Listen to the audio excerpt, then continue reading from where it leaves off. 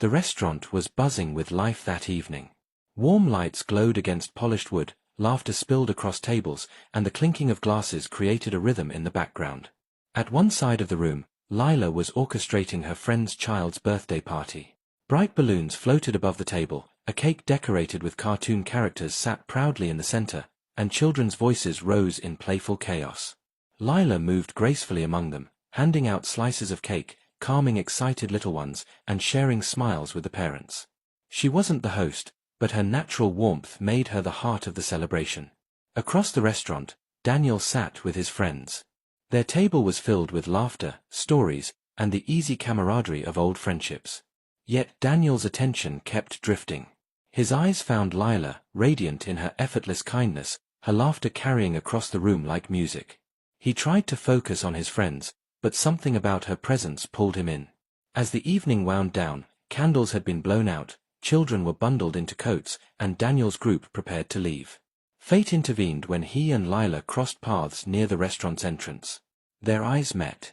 For a moment, the noise of the restaurant faded, leaving only the quiet recognition of something new.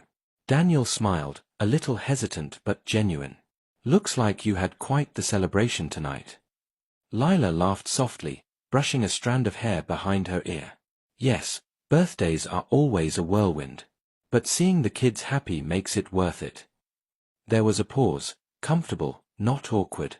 Daniel felt the urge to keep the conversation alive. "You handled it beautifully. Honestly, I don't think I could manage that kind of energy."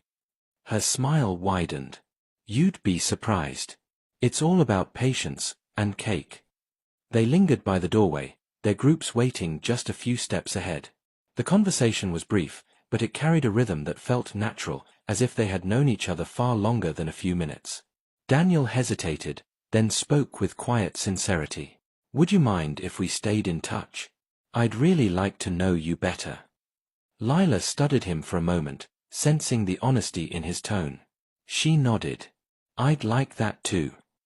They exchanged phone numbers, an ordinary act, yet it carried the weight of possibility. As they stepped out into the cool night air, each returned to their group. Yet both carried something new, a spark, a quiet excitement, an unspoken promise. Daniel glanced back once, catching Lila's smile as she looked over her shoulder.